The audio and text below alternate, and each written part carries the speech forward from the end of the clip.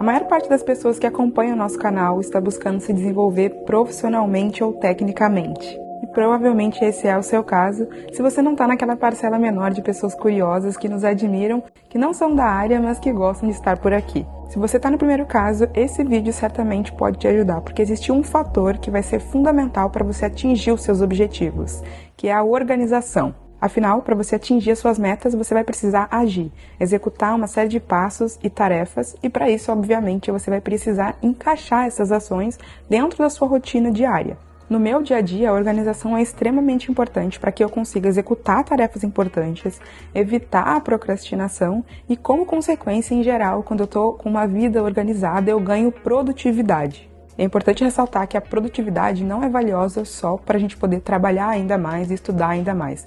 Pelo contrário, eu acredito que ser produtivo é importante para que eu consiga abrir espaço na minha vida para fazer outras coisas além de trabalhar e estudar.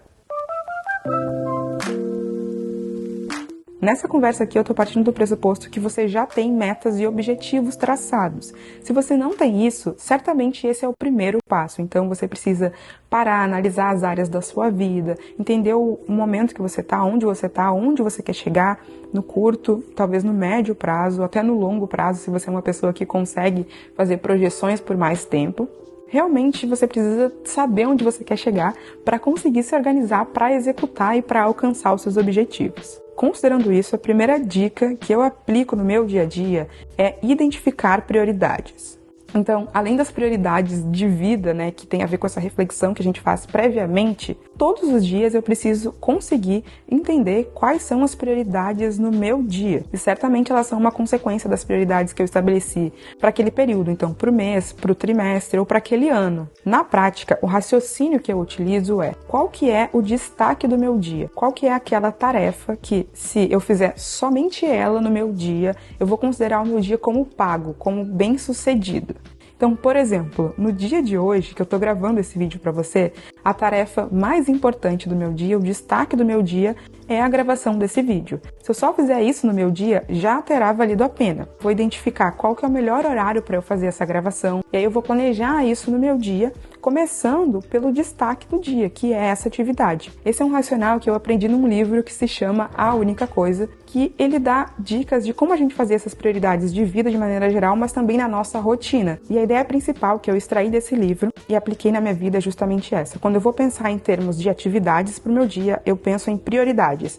Só que eu faço de maneira incremental. Eu penso uma atividade importante por vez, até que eu consiga preencher um dia. E aí, se tiver outras atividades importantes que estão mapeadas, eu vou encaixando nos próximos dias. Isso para mim é bastante importante, principalmente porque eu venho de um histórico lidando com a ansiedade. Eu já compartilhei aqui no canal com vocês sobre questões de saúde mental, eu tive muita dificuldade de lidar com a ansiedade por um tempo, né? E um aprendizado importante para esse período que eu estava aprendendo a lidar com a ansiedade foi essa organização da rotina, mas mais do que isso, a priorização. Porque pensar num monte de tarefas que eu tinha para fazer e parece que as tarefas nunca acabam, porque de fato coisas novas vão surgindo, isso sempre me gerou muita ansiedade. Esse é um fator ansiogênico para mim. Olhar em termos de prioridade e uma coisa por vez ajuda a minha cabeça a não achar que eu preciso resolver tudo.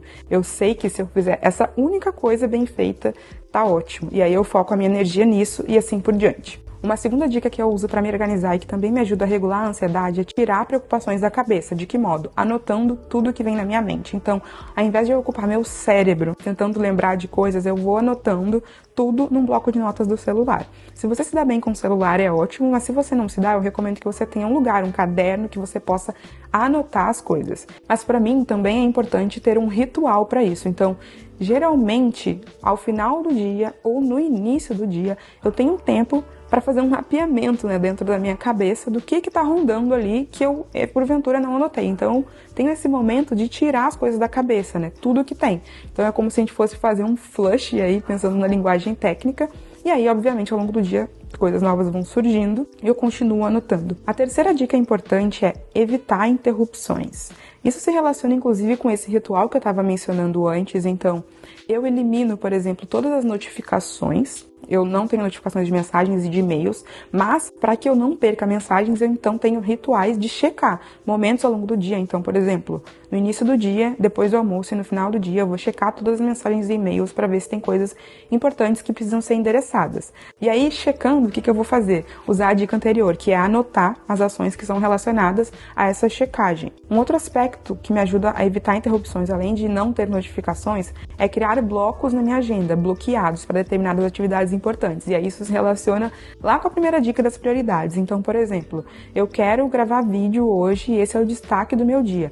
Então, eu vou bloquear um horário de produtividade para fazer essa atividade de destaque. Então, eu não vou poder fazer mais nada naquele horário, eu não vou olhar mensagem, eu não vou dar tempo para ninguém, eu não vou deixar que outras pessoas interfiram nessa minha agenda, né? Eu vou deixar esse tempo para eu executar o que eu preciso executar, que é o mais importante. E ainda uma outra dica que se relaciona a evitar interrupções tem a ver com o ambiente de trabalho. E aí isso depende muito da sua infraestrutura, de onde você mora, onde você trabalha. Mas é legal a gente conseguir ter um cantinho, um canto nosso, né, para estudos, para executar as atividades que a gente quer executar, que tenha o menor número de distrações possíveis, para que você não precise, né, toda vez ter que arrumar antes de fazer. Isso é algo que me ajuda muito. Em geral, por exemplo, se eu puder, eu gosto de ter minha mesa virada para uma parede, ou algo assim, que não tenha pessoas passando, transitando na minha frente, porque eu tendo a me distrair, olhar para os lados. Então essa também é uma estratégia que me ajuda a evitar interrupções. E evitar interrupções me ajuda a cumprir as minhas tarefas de forma mais organizada. Porque, de outro modo, às vezes você pode ser interrompido, né, por alguém, por algum e-mail, por alguma mensagem. E aí, mesmo que você saiba suas prioridades, tenha anotado o que você precisa fazer, você acaba dedicando a sua energia para outras coisas. Ou, às vezes, fazendo as coisas na ordem equivocada. Então, se você não organizou o melhor momento para você executar tarefas prioritárias, pode ser que você caia na armadilha de ir procrastinando ou ir despriorizando em relação a essas interrupções, e isso vai aumentar o risco de você não conseguir completar as tarefas, ou se você fizer, você vai fazer num horário ruim, que você já está desgastado, cansado, e isso também afeta a sua produtividade. A quarta dica de organização eu acho bastante óbvia, mas eu acho que você iria se surpreender também com a quantidade de pessoas que não priorizam isso, que é ter uma agenda. Um lugar onde você anota os eventos, as atividades que têm um prazo. Então perceba que a dica não é só ter agenda, né? É de fato utilizá-la. E aí, quais são os rituais que me ajudam a manter a agenda em dia e a olhar a agenda? Então, todo início de semana, geralmente no domingo, eu vou olhar o que tem para minha semana, né, já agendado. Eu, às vezes, dou uma olhada na semana seguinte também, que é já para ter em mente o que tá próximo, mas ainda não vai ser executado.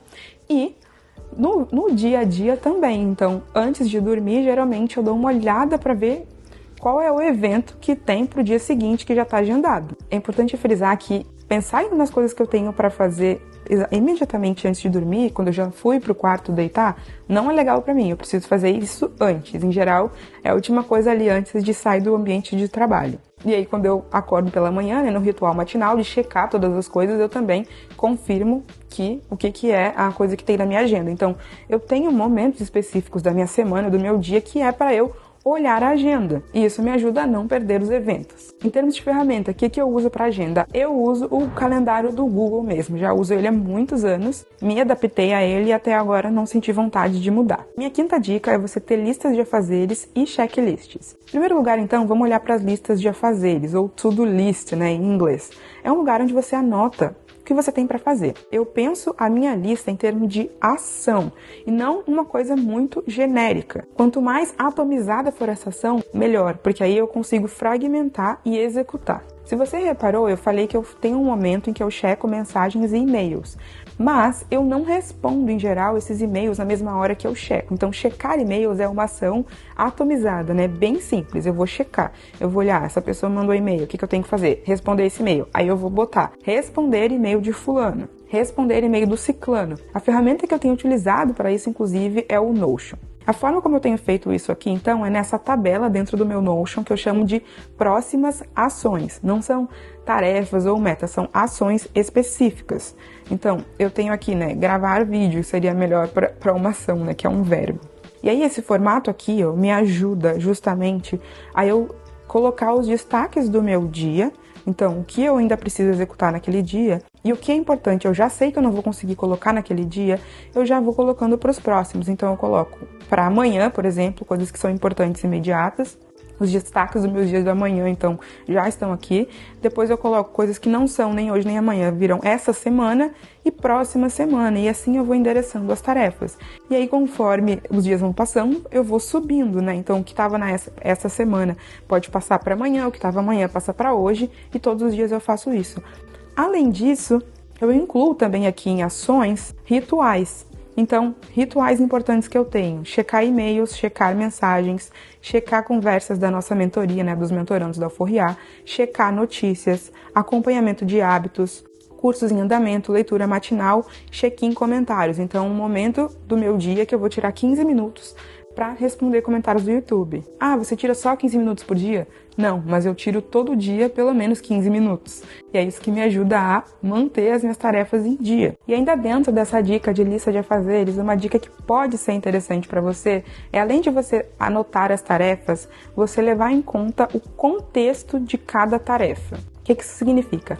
Ao longo da nossa rotina, da nossa vida diária, a gente tem vários contextos diferentes. Então, contexto em que você faz coisas no computador, contexto em que você faz coisas na rua, existe um contexto, por exemplo, de leitura, de foco, um contexto de criatividade, enfim, os contextos eles são muito variados para cada pessoa. Vou dar exemplo aqui dos contextos que eu criei para mim. Então, eu tenho um contextos relacionados a vídeos, né? Então, criação, planejamento, roteiro, momento que eu estou nas redes sociais, contexto de estudo, de leitura, contexto de fazer aulas ou tarefas, contexto de gestão, então é um momento que a minha cabeça está associada a gerenciamento de todas as atividades, um contexto que eu chamei de reunião, um contexto que eu chamei de follow-up, ou seja, retorno que eu tenho que dar para as pessoas.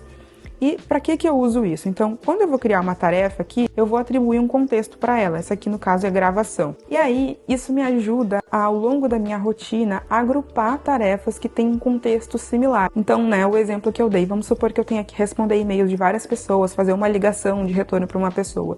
Todas essas atividades, essas ações, eu colocaria no contexto de follow-up.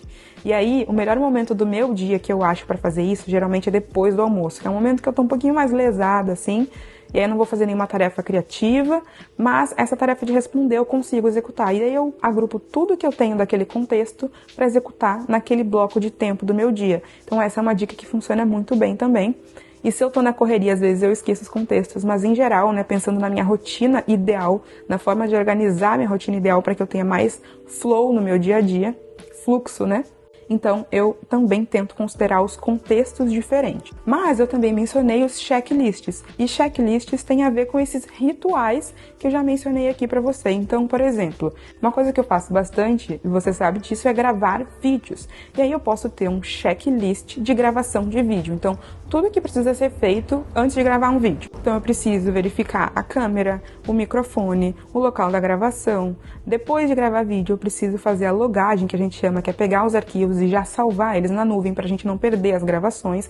E aí, se é uma coisa que é repetitiva, né, que é recorrente, você ter um checklist te ajuda a ser mais organizado e não esquecer nada da sua rotina. A minha sexta dica para organização e também produtividade é criar um repositório de conhecimento. Isso é algo que eu passei a usar o Notion também para fazer. E o objetivo disso é qual?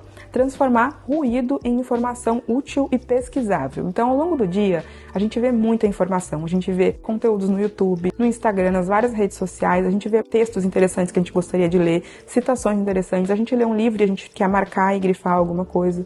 E aí, ao invés de ficar só, né, guardando isso e contando com sua própria cabeça para se lembrar disso em algum momento, a gente pode tirar da cabeça e anotar, de uma forma que você consiga depois realmente utilizar. Vou dar um exemplo prático que a gente tem aqui no canal. A gente tem um quadro aqui no canal que é ao vivo, geralmente uma vez por mês, que é o Crawler, onde a gente comenta notícias relacionadas à inteligência artificial e o mundo da tecnologia. E aí toda vez que eu tô navegando na internet, ou o Alisson tá e a gente encontra alguma coisa que se relaciona com o Crawler, a gente pega aquilo e joga num lugar, num repositório. De modo que, na próxima vez que tiver o crawler, a gente vai visitar aquele repositório, vai filtrar dali o que a gente realmente acha interessante e útil, que ainda faz sentido, e aí vai construir o tema, né, os temas do crawler a partir daquilo ali. Você pode aplicar isso de várias formas na sua vida, mas eu acho muito útil você ter um repositório de conhecimento para, inclusive, tirar esses ruídos todos da sua cabeça e ter a certeza de que, em algum momento, quando você for precisar da informação, você vai saber onde encontrá-la. Além disso, eu queria te dizer que nenhuma dessas dicas funciona para mim quando eu não levo em consideração outras 3 coisas importantes. o meu sono, a minha alimentação e os exercícios físicos. Essas são coisas que são aliados muito importantes para a minha vida. Inclusive, eu já falei aqui sobre a ansiedade.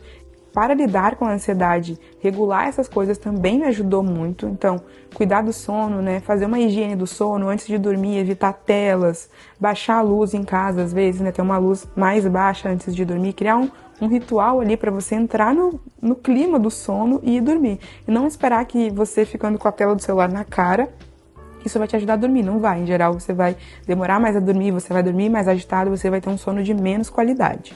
Então é isso. Esse vídeo fica por aqui. Se você quiser compartilhar comigo dicas que você aplica na sua vida, se você quiser desabafar também sobre como tem sido essa sua organização e produtividade, deixa um comentário aqui embaixo utilizando a hashtag produtividade. Esse vídeo fica por aqui. Muito obrigada e até a próxima.